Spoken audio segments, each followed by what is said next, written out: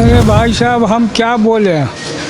अगर हम बोलेंगे तो हमको तो अभी उग्रवादी को उसमें जो है अंदर कर देगा। हम अगर बोलेंगे तो कहेगा ये उग्रवादी है, देशद्रोही है, जबकि देश के कुर्बानी में हमारे बाप दादा ने जो है तो कुर्बानी दिया है। इसको तो मुँह खुद का फोकट का मिल गया। ये क्या जाने, जो आदमी घर बनाता है और जब उसका घर टूटता है तो उसको दर्द होती है। जो बनाया ही नहीं उसको मुफ्त का मिला है, वो जो चाहे हो जाए। ये भारत सरकार, ये जालिम की सरकार है। सरकार खाली अपना प्रचार में खर्चा पैसा कर रही है। हर तरफ इंसान पूरी गरीबी में लोग परेशान बना हुआ है। सरकार खाली अपना हवाई 2022 चुनाव जिताने के चक्कर में लगी है। हिंदू मुसलमान के बीच में लड़ाना चाह रही है। सरकार की नीति यही है। ज़मीनी हकीकत तो कुछ नहीं है। 2-3 किलोमीटर का एरिया अगर आप उसको कवर करके आप बताएंगे कि बनारस को स्मार्ट सिटी बना दिया गया, तो क्या यही विकास है? 2-3 किलोमीटर का एरिया अगर कवर करके, बनारस के अंदर 25 लाख की आबादी है और इसका क्षेत्रफल कितना है अच्छी तरीके से सारा लोग जानते हैं। क्या 2-3 किलोमीटर को कवर करके आप इसको स्मार्ट सिटी बना देंगे तो ये स्मार्ट सिटी आपके लिए है? ऐसी स्मार्ट सिटी मोदी जी और योगी जी को मुबारक हो। को डर है कि मुस्लिम हमको मार देगा, मुस्लिम को ये कर देगा, वो डर के मारे जाते हैं, बस उनको वोट दे देते हैं बीजेपी को। ये लोग डर दिखाकर सत्ता में काबिज हो रहे हैं। ये आप भी जानते हैं, हम भी जानते हैं। और मुस्लिम देश में रहेगा तो मुस्लिम देश का विकास करेगा और इतिहास उठाकर आप देख सकते हैं। और ये लोग डर दिखाकर जीते हैं, सिर्फ डर, और ये डर का बिजनेस हो गया है। नमस्कार, आप देख रहे हैं RAD न्यूज़। मेरा नाम योगेश चक्रवर्ती है और इस वक्त हम वाराणसी के रेवड़ी तालाब में हैं। हम यहाँ जन की बात करने आए हैं। आने वाले विधानसभा चुनाव को लेकर यहाँ की जनता क्या सोच रही है, किन मुद्दों पे वो अपना बहुमूल्य वोट देने वाले हैं, पिछले 5 सालों में CM योगी ने किस तरह के काम किए, वो कौन से मुद्दे हैं जो इनके वोट को प्रभावित करेगा। हम आपको इसके साथ ये भी बता दें कि वाराणसी प्रधानमंत्री नरेंद्र मोदी का संसदीय क्षेत्र भी है, लिहाजा ये काफ़ी ही महत्वपूर्ण जगह है। और जिस जगह पे हम खड़े हैं ये वाराणसी का मुस्लिम बहुल इलाका है। तो चलिए यहाँ रेवड़ी तालाब की जनता से शुरू करते हैं कि वो कौन से मुद्दे हैं जो इनके वोट को प्रभावित करेगा। ये बताइए कि अभी विधानसभा के चुनाव होने वाले हैं कुछ महीने के बाद, वो कौन से मुद्दे हैं जो आपके वोट को प्रभावित करेगा? जनता के बहुत सारे मुद्दे हैं। रेवड़ी तालाब क्षेत्र का ही आप मान लीजिए, इस क्षेत्र के जितने भी सीवर है सारा सीवर डैमेज है। ऊपर से केवल मरम्मत होती है। हर बार हम लोगों ने कितनी बार सीवर के लिए एप्लीकेशन दिया गया नगर आयुक्त जी को, और यहाँ के पूरी जितनी भी पानी सप्लाई है, पेयजल सारा डैमेज है। आज कम से कम 25-30 साल से कोई भी चेंज नहीं हुआ है। केवल ऊपर से काम लिपापोती करके उसको छोड़ दिया जाता है। सारी समस्या आज तक पड़ी हुई है। बारिश होती है या सीवर जाम होता है, आप एक सीवर देख लीजिए जाकर के, खुद पता चल जाएगा सारा सीवर डैमेज है, ऊपर ओवरफ्लो है। बस किसी तरह यहाँ का काम चलता है और यहाँ विभाग में दौड़ने पर भी कोई काम नहीं होता है। हम लोगों ने 2-3 साल तक मेहनत की है इसके लिए, फिर भी कोई सुनवाई नहीं हुई है। कुछ लोगों ने अपना पर्सनल पैसा जमा करके पानी के लिए व्यवस्था करने के लिए अपना पर्सनल जो है तो हैंडपम्प लगवाया है, बोरिंग कराई है, लगा के उस तरीके से देखता पाइप गली गली देखें गई होगी, उस तरीके से आपका पानी यूज़ करते हैं। बहुत सारी समस्याएं हैं। सरकार ऊपर से अपना न्यूज़ में मीडिया में बता करके वो चाहती है कि हकीकत क्या है वो जब ज़मीन पे आएंगे तब पता चलेगी। आप गलियां देख लीजिए, कितना दिन हो जाता है बनते हुए। अब इसके पीछे गली में जाके देखिए, पूरी गली डैमेज पड़ी हुई है, कोई सुनने वाला नहीं है। कूड़ा पड़ा रहता है, गंदगी रहती है और ये स्मार्ट सिटी का नाम देते हैं, लेकिन आप जब सर्वे करेंगे तो इसकी हकीकत खुल जाएगी। पूरे बनारस क्षेत्र में भी आप करेंगे, बेरडियाँ चले जाइए, अलईपुरा चले जाइए, आप एक छोटा सा कुछ क्षेत्र है जो दशा समेत का 2-3 किलोमीटर होगा, उस एरिया को चमका करके सोचते हैं पूरे बनारस को स्मार्ट सिटी बना दिया जाएगा। इस तरीके का काम नहीं चलेगा। ये जनता को छलावा है। आप जब उस ज़मीनी हकीकत पे आएंगे, इस वीडियो को बनाकर दिखाएंगे, तब आपको पता चलेगा कि क्या हकीकत है।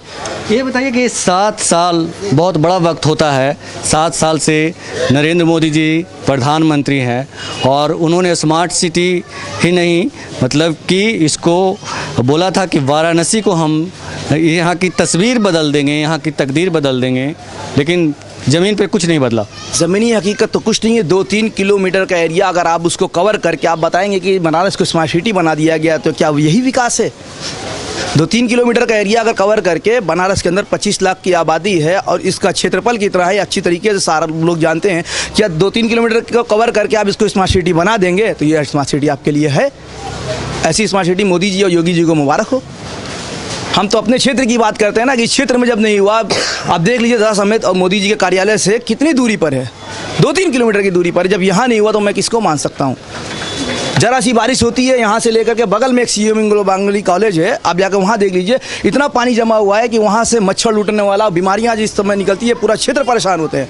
डॉक्टरों की यहाँ लाइन लगी रहती है। ये बताइए कि सबका साथ सबका विकास का जो नारा है खोखला है। एकदम फोखला है, एकदम फोखला है। पूछिए कितने लोगों को राशन मिलता है यहाँ पे, रसोई, ये समस्या है कि किसी को बात, और इसके लिए रसोई के लिए जो सिलेंडर आता है इतना महंगा हो गया, उसके लिए पैसा नहीं है। स्थिति ये है।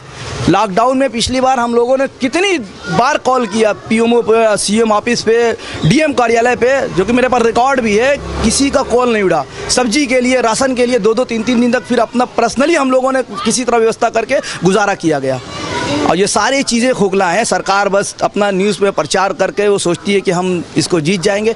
ऐसे भ्रम में ना रहे सरकार, ऐसे भ्रम में न रहे सरकार। आप बताइए, क्या नाम है आपका? मोहम्मद कासिम नाम है मेरा। कासिम, ये बताइए कि क्या सोच रहे हैं आने वाले विधानसभा चुनाव को लेकर? चुनाव को लेकर क्या सोचा जाएगा, ये सरकार की नीति इतनी गंदी हो गई, कुछ सोच भी नहीं सका जाता है। बगल में पीएमओ ऑफिस है भीलूपुरा की तरफ, और उसी के पास अन्य विद्यालय खुला हुआ है, उसको सरकार बंद करना चाह रही है। जलान वाले कब्जा होना चाह रहा है। तो पीएमओ ऑफिस से डीएम के हम लोग खुद गए, जिलाधिकारी से मुलाकात हुआ, सीएमओ से, उस पर सरकार ने कोई ऑप्शन ले नहीं पा रही है। सरकार खाली अपना प्रचार में खर्चा पैसा कर रही है। हर तरफ इंसान पूरी गरीबी में लोग परेशान बना हुआ है। सरकार खाली अपना हवाई 2022 के में 2022 चुनाव जिताने के चक्कर में लगी है।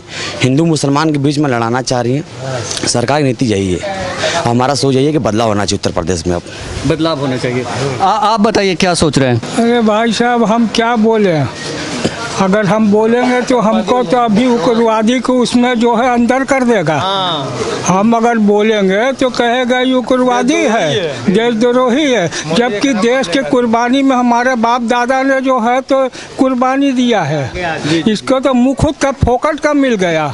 ये क्या जाने, जो आदमी घर बनाता है और जब उसका घर टूटता है तो उसको दर्द होती है। जो बनाया ही नहीं उसको मुफ्त का मिला है, वो जो चाहे हो जाए। ये भारत सरकार, ये जालिम की सरकार है।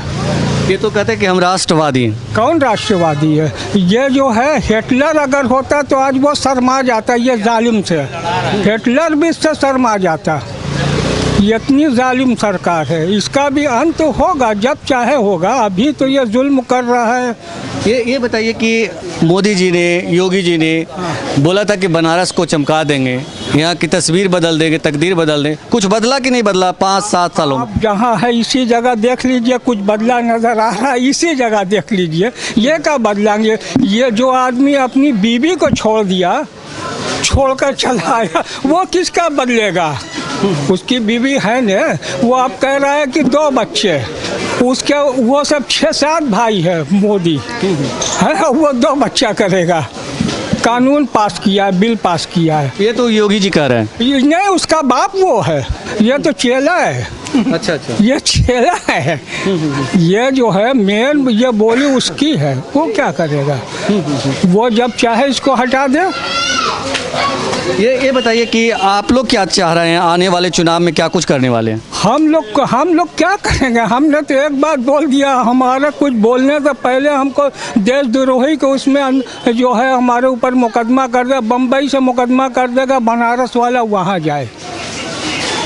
ये इसके आदमी आरएसएस के पूरे, ये झाड़ू देने वाले से लेके सुप्रीम का जज तक आरएसएस है, सब आरएसएस है। ये झाड़ू देने वाला भी आरएसएस है। ये जब झाड़ू देने वाला जो है मायावती का नहीं हुआ, जब उसकी जो है 1200 रुपया तनख्वाह थी, आज 40,000 हो गई, उसकी कर दिया मायावती। उसका जब ये साथ नहीं दिया, ये जो सब डर रहे हैं कि ये अगर बोलेंगे तो हमको जो देशद्रोही में बंद कर देगा। ये बताइए कि आने वाले विधानसभा चुनाव में आप बदलाव चाहते हैं या योगी जी को एक मौका और देना चाहते हैं? देखिए, हम तो चाहते हैं कि वो योगी और मोदी अभी 5 साल 10 साल रहे, ये खूब कत्लेआम करें।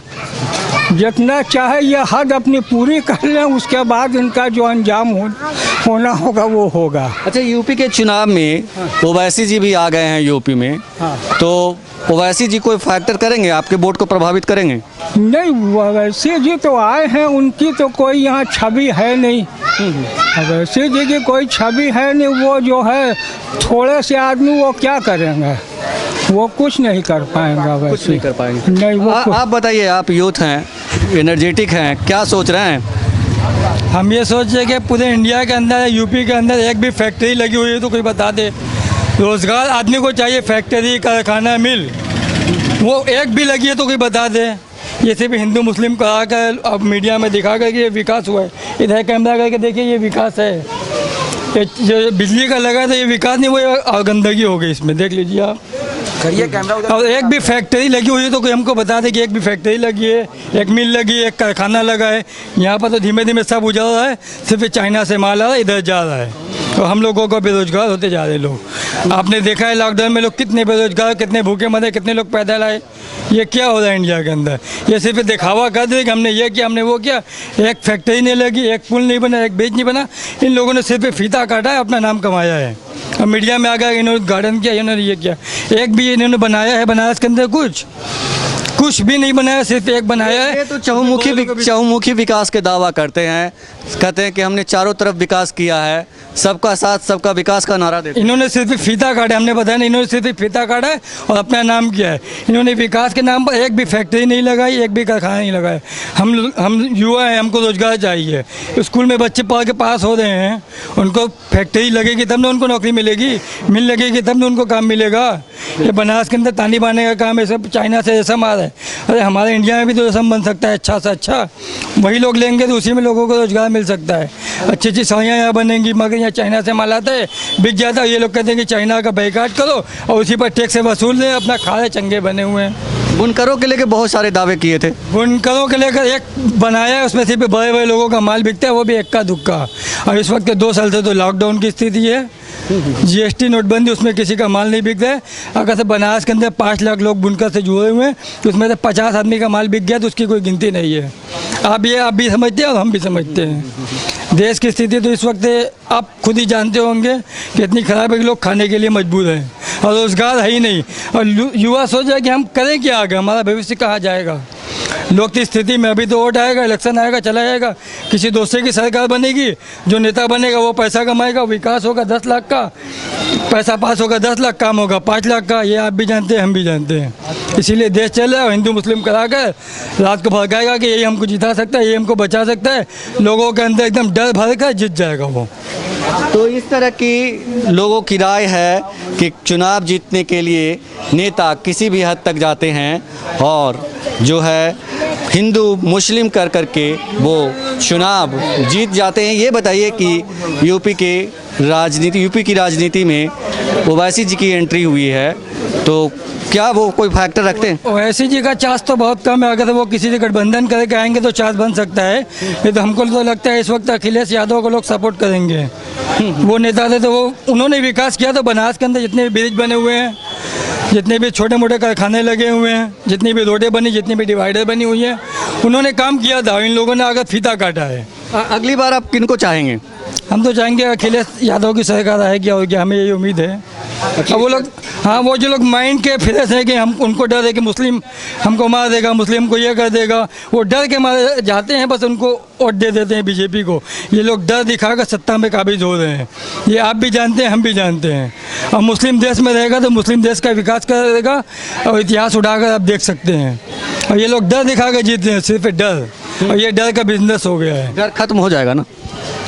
हम लोगों के अंदर तो डर नहीं है, डर उनके अंदर अभी ख़त्म नहीं होगा, बहुत टाइम लगेगा उनको डर ख़त्म होने में। जब वो लोग एकदम मजबूर हो जाएंगे, कमज़ोर हो जाएंगे, रोज़गार नहीं मिलेगा, तब उनको लगेगा कि हमको इन्होंने चूतिया बना दिया। आज कुछ लोग कह रहे हैं कि हमको जो है ना योगी सपोर्ट करे ना मोदी सपोर्ट करे, खाली वोट लेकर अपनी राजनीतिक चमका लिया, अपना पैसा सीधा कर रहा है। ये बताइए, आप बताइए कि ओवैसी जी यूपी की राजनीति में कोई फैक्टर रखते हैं? देखिए ओवैसी जी यूपी की राजनीति में अभी आ रहे हैं, स्टार्टिंग वो करेंगे अपना मेहनत, हर पार्टियां करती हैं, वो भी करेंगे। जनता अभी तक तो उनके लिए कोई वो अहम नहीं है। अब मेहनत करते हैं, करते रहेंगे। बीजेपी भी बनी थी, जनसंघ बनी थी, करते करते यहाँ तक पहुँचे आज। अब वैसी भी ये लोकतंत्र है, हिंदुस्तान है, ये सबको अधिकार है, हमें अपनी बातें रखें। अब जो जनता का अधिकार है वो उसको माने या ना माने।